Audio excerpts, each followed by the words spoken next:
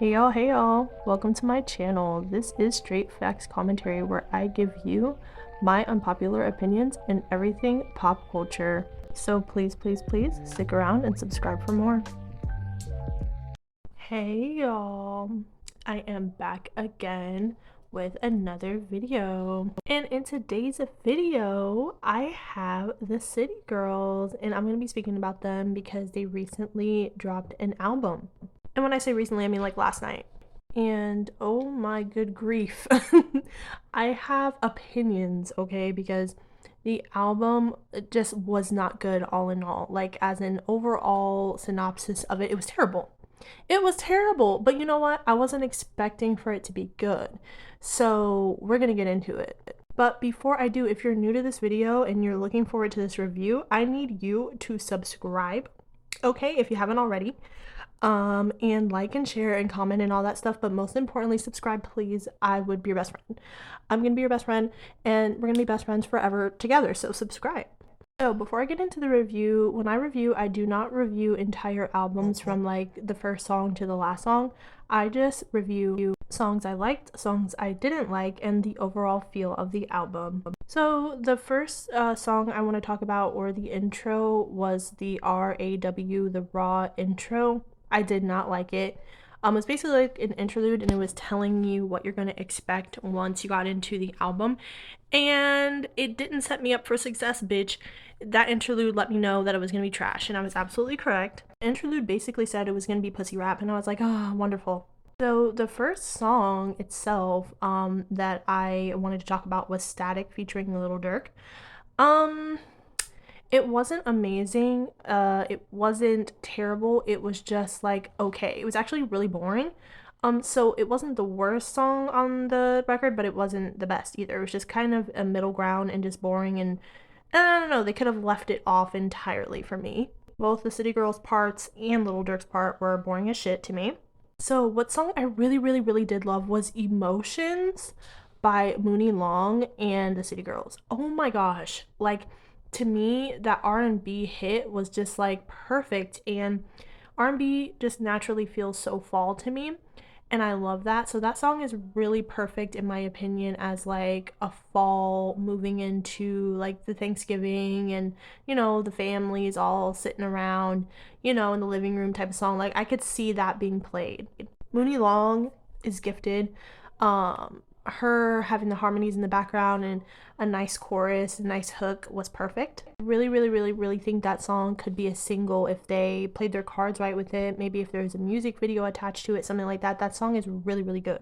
Now, it's just this album overall is so disappointing because it has like, you know, a high point like Emotions, and then it goes into like these really low lows of just debauchery, and it's just like, girl, what? I know we're talking about the City Girls here, so what should I expect, right? But I expect a little bit of evolution from them at this point.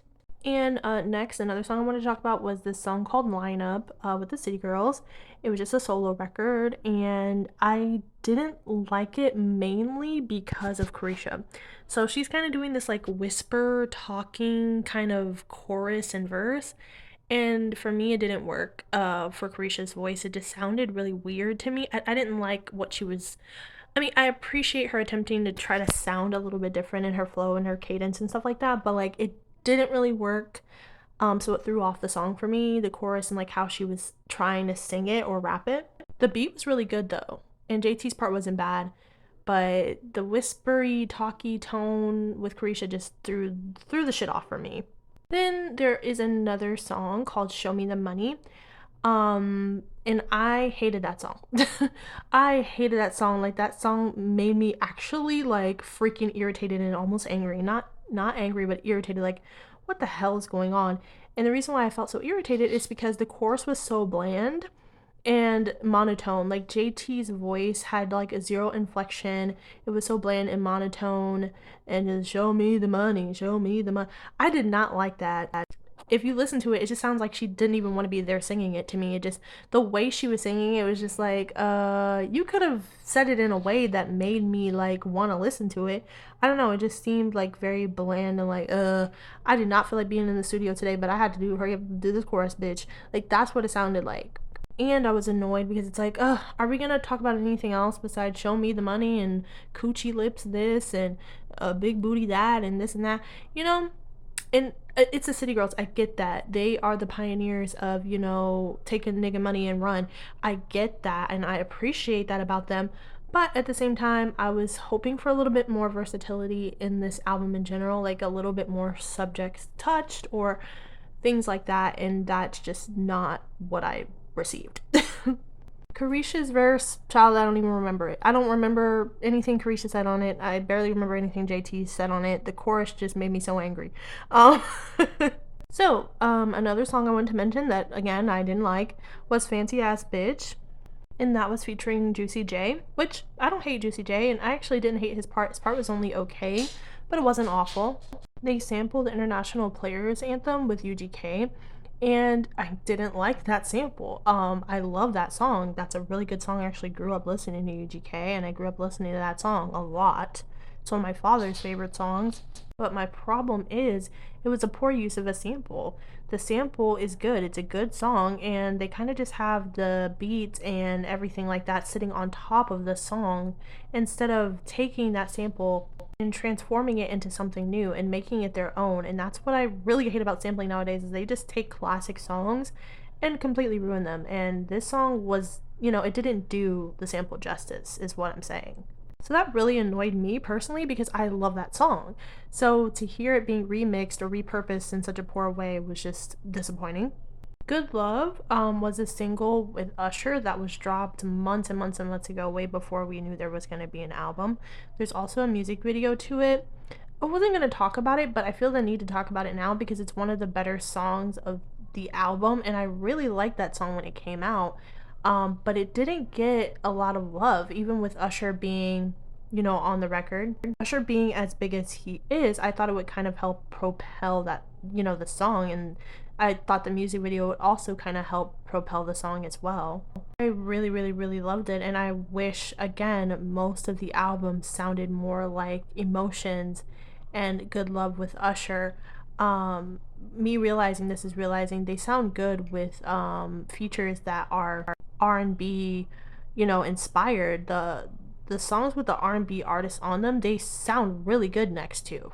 So honestly, I think they should head in that direction in the future if they plan on making another album, which I can go without them making another album. They don't need to make another fucking album, bitch. My opinion. It's just a chop. They just need to leave it. Flashy. So let's talk about Flashy featuring Kim Petras, right?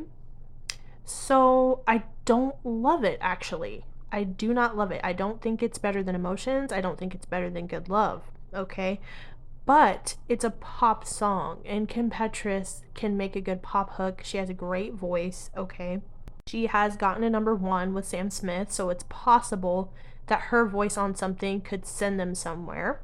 So I think for, a widening of an audience type of experience type of thing, it would be good for that song to go up. Do I personally like that song as much as I thought I would? Not really. I watched the music video too. The music video is pretty cute. It's giving Closer with Sweetie, but it was still cute. It kind of gave me that because I don't know any other Airplane videos besides that one. So it's kind of giving that, but the song itself has potential just purely off of it being a pop song and catering to Kim Petras and a pop audience, or audience, bitch? Audience. Let's talk about the track Wigs. So Wigs is a horrible track. Like, it made me mad. Like, there's some tracks on this album that legit made me pissed because I'm like, what the fuck is this stupid shit, right? Wigs is one of the worst, if not the worst song on this album. It's just stupid. It pissed me off because it was so stupid. Really? We have to make a song about you saying you have wigs? Who cares? Why is that topic worth writing a whole song about? Like, a whole song about? Why is that one thing worth writing an entire track about? And I thought there was going to be some other elements included or some other topics like mixed in there into the lyrics, but it literally was just about wigs. And I'm like, really? Guys, you have made better songs with better messages and better situations and whatever in the past. Why are you devolving to making songs about wigs and what color they are? It frustrated me so much because I'm like, whose freaking idea was this? The chorus just sounded really aggressive and stupid from Carisha, but like not in a good way. I just hated the record. It sounded like a scrap. It sounded like something random that they just threw on the album. The majority of the songs on this album just sound like throwaways that were compiled all together onto a record. The song Tonight was also awful. It was a poor attempt at a slow jams record from the City Girls, but like a super ghetto raunchy version. I actually think the chorus with JT like kind of singing and doing that, was kind of cute. I actually didn't mind that.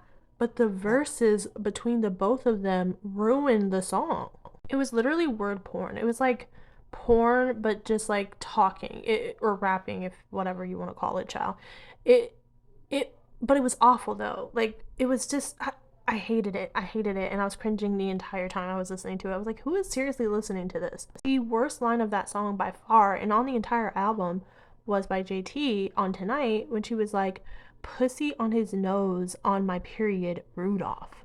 I was like, bitch, what? Like, I was gagged. Like, I gagged literally. I was gagged because I was surprised. I'm like, how raunchy can we get? And it seems like that's the bar now. It's just gonna get raunchier and raunchier and raunchier. But that wasn't even raunchy. That was just nasty. I'm like, again, whose idea was this? I mean, I'm assuming JT's, but who knows at this point? Whose idea was it to put that as the lyrics? That song pissed me all the way off, bitch. Like, I wanted to turn the album off after that. I was like, I don't even want to finish this shit. This is ridiculous, bitch. I've never listened to an album and have gotten freaking mad, like irritated like this before. Now, I have to mention Face Down, and I wasn't even going to mention Face Down. They recently released that as a single. Now, I can see why they released it as a single now, because all the other songs in the album are so bad for the most part that Face Down seems like a gem, even though Face Down isn't that good. But it's so much better in comparison to the regular tracks on this album that I feel like almost blessed to have Face Down as a single, because these other tracks are just so god awful. By far though, my favorite track was Fuck the D to the A. Oh my gosh. It was just really, really good. Like, it was actually talking about something to me, like, compared to the other ones and Survivor, but I didn't really care for Survivor as much. But it was better just because there was a little bit more substance there. But I love Fuck the D to the A. It sounded like it could have been on Girl Code. And it was weird because it sounded like, if you go listen to it compared to the other songs, their voices sound different. It almost sounds like, them on Girl Code, like a younger version of them. I don't know. It sounds like, their voices are matured now. But if you listen to Fuck the D to the A compared to the rest of the album, it sounds slightly different. Now, I sound crazy, but their voices sound different. Like the song was pulled from like a long ass time ago and put on this record, which I don't know if that's true. I'm just saying it sounded different. The beat sounded different. Their voices sounded different. Just go listen to it.